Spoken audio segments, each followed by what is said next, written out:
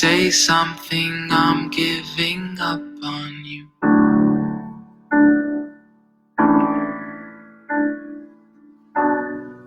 I'll be the one if you want me to.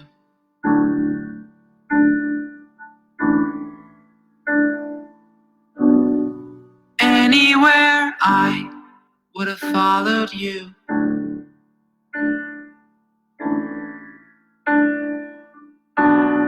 Say something, I'm giving up on you. And I am feeling so small. It was over my head. I know nothing at all. And I will stumble and fall. I'm still learning to love, just starting to crawl.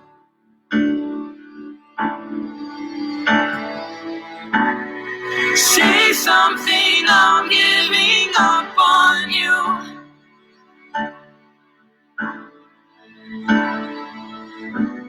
I'm sorry that I couldn't get to you.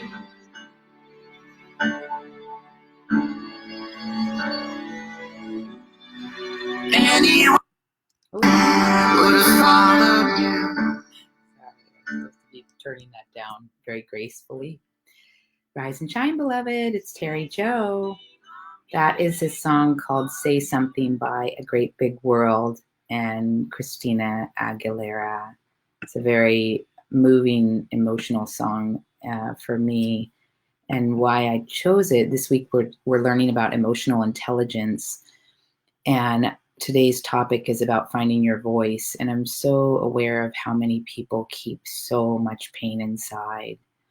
And I feel if there were one thing that could heal this planet, it would be for people to let that out of their bodies.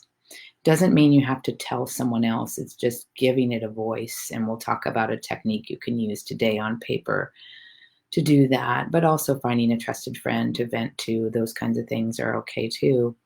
So yeah, just finding your voice, speaking up. Even the story for today is about speaking up and speaking out, speaking the pain out and the emotions out, or moving them out. Could be, there's a lot of different techniques you can use, but get the energy out. Don't just suck it up. I feel like our culture was taught to suck it up and to deny and to stuff.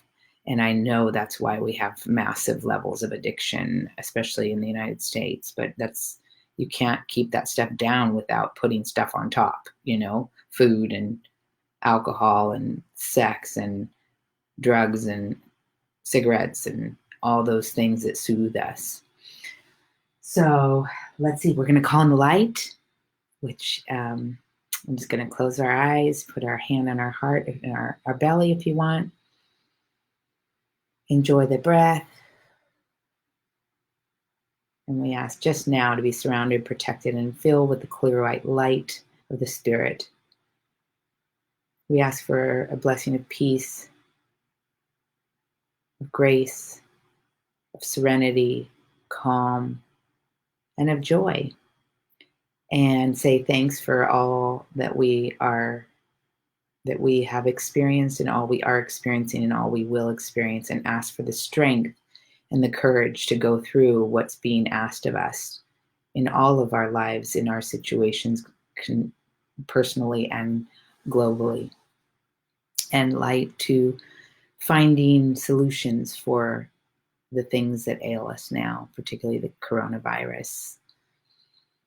All right, so here we are. And we're going to pick our card for the day, which is a Sacred Rebel card. So, oopsie.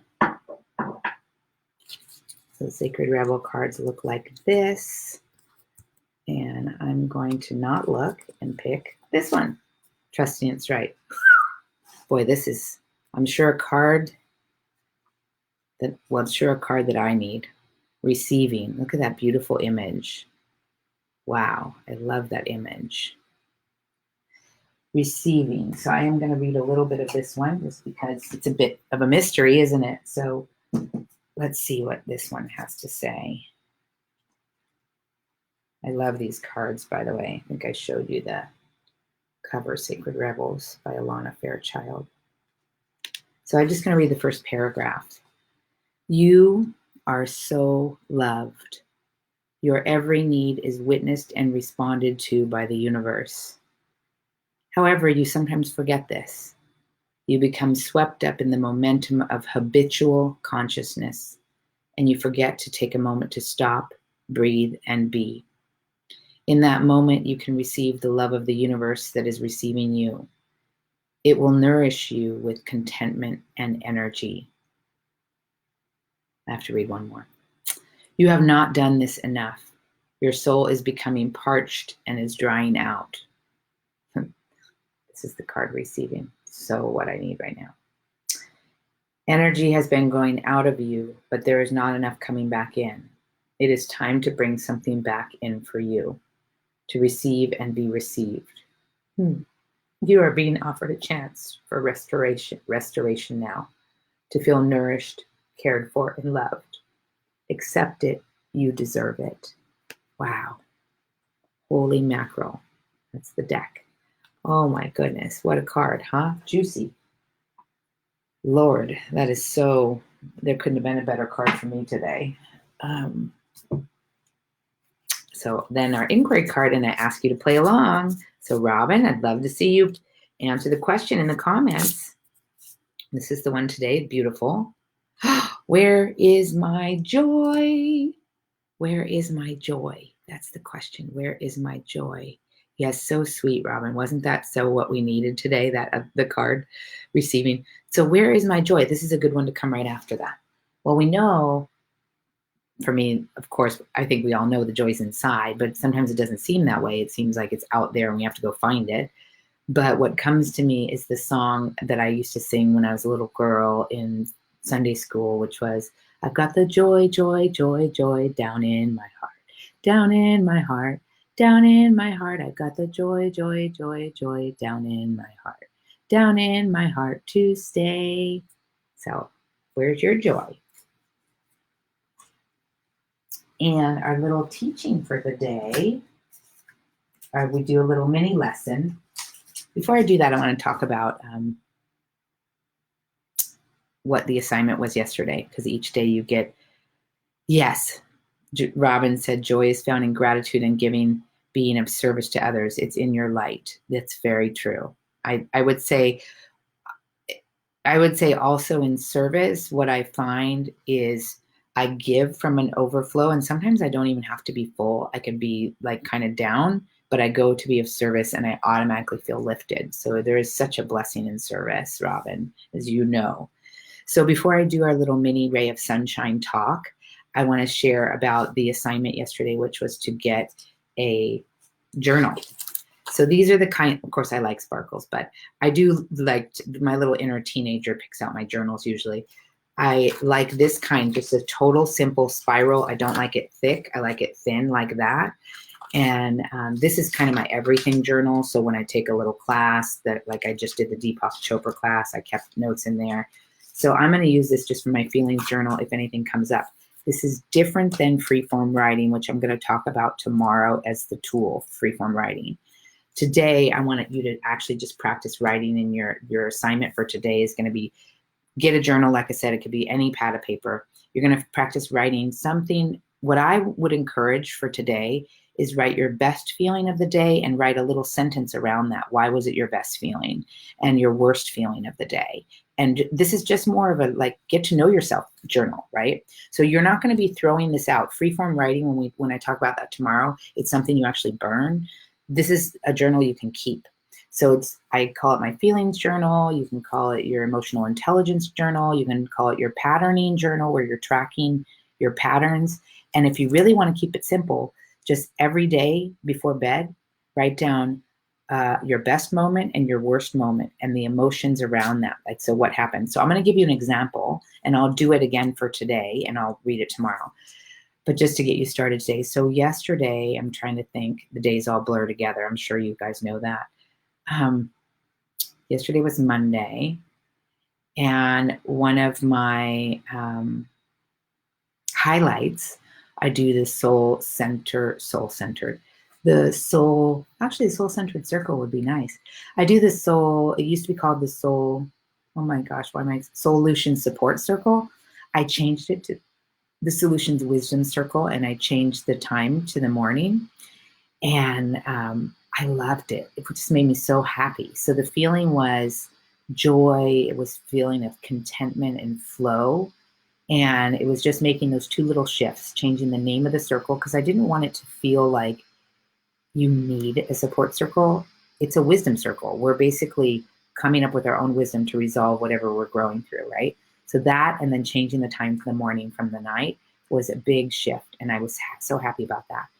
And then as far as my worst moment of the day yesterday, there were definitely several moments where I was feeling so overwhelmed because I have a lot of loose ends and projects that I'm doing right now. And there was like, I don't know, there were so many moments through the afternoon and evening where I was like, how am I going to get this done? Like I have to do my newsletter, which I'm going to work on today. And I have like 4 Zoom meetings, just full, right? Oh, Robin's in our circle. She said it's a magical circle of great connections. So true. And I look forward. I think it's going to go deeper now that we switched to morning time. I feel like it's just a better flow. So anyway, that would be my worst moment, was a feeling of overwhelm and like I can't possibly do all these things. And by the way, I'm unemployed now. So it's so crazy that all these projects are on my plate and I've put them there, or I've said yes to them. And I'm not good at saying no to things that I love. It's not that I can't say no to things I don't love. I'm very good at that. It's that I love a lot. And I love a lot of projects and programs and people and ideas. And so I'm having to really discern what's in my highest good. And back to this receiving, like learning how to receive as much as I give. The truth is I give because it's so much fun to give. And it feels so good. So, you know how it is, you overgivers out there. So we're going to do this as our homework tonight. Write a best moment and a worst moment of the day and write your feelings around it. Okay. And then our little ray of sunshine today is talking about, this is our book, by the way, Say Something, but it's talking about speaking up. It's talking about finding your voice. It's talking about giving pain that you experience a voice. Now the journal can help with that. So daily you're giving yourself permission. You notice it's not a happy journal. It's not a gratitude journal. It's not a feel-good journal. It's a feelings journal. And in that, and why I say best moment and worst moment, is because I want you to really make some space at the table for your negative feelings, because they matter. They are part of our experience. And sorry, I just had a note. I have to write a note for tomorrow's class. See, ideas come all the time like that. And it's really important that we are giving space, because the whole thing is when we oppress, when we suppress, when we stuff down things, it turns into self-hatred, self-loathing, and self-sabotage. Guaranteed it does this. So the way I remember teaching this to teens back, this was 30 years ago. It was in a high school psychology class. I was a guest for a week doing Ultimate Life 101, Skills for Living from the Inside Out. It was the first workshop I ever did. I was scared to death. And it was so powerful because the kids were so supportive. They were so hungry for this information, you wouldn't believe it. They were like, tell us more, tell us more, tell us more. It was great. I mean, imagine high school kids like wanting to know more about something. And no offense to high school kids, by the way. But I'm just saying, high school, that was more a comment about high school being boring, not kids. So what I said was, here's what happens with our emotions. We either irresponsibly react and lash out on others. This is without having emotional intelligence.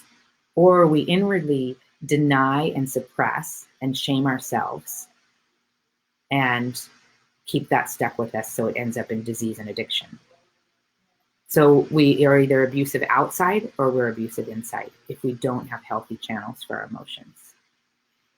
And so the journal, the feelings journal, is the first tool. Tomorrow we're going to talk about freeform writing. And then I'll have like one that's a movement tool you can do to get energy out, and we'll do that together. Okay. So I'm just making it up as I go. So, but this is such an important topic because like I said, when I was teaching the teens, they were like, whoa, like mind blown, you know, like, oh, if I'm not dealing with my emotions in a healthy way, then my two options are externalize it and hurt someone, or internalize it and hurt myself. That would be blame or shame, blame or shame. And there's a whole range of ways you can deal with emotions that are not those two. But most of our parents didn't know this at the time, at least I was raised in that generation, and they didn't deal with their feelings effectively. They shoved them away, stuffed them away because their parents said, you know, you're to be seen and not heard, or I'll give you something to cry about, or don't be a crybaby, or don't be angry. People don't like angry people. You'll be seen as a bitch, or, you know, don't be too full of yourself. Don't be too much. Don't be taking up too much time. You know, all the messages we got as children then make us become parents that give those messages to children. And we don't even want to do it. It's so ingrained. So this new, and this is not like new, you know, but I'm just saying this collection of tools to help you learn to accept and be with your emotional self. Sorry, I keep staring at myself. Gosh, so hard.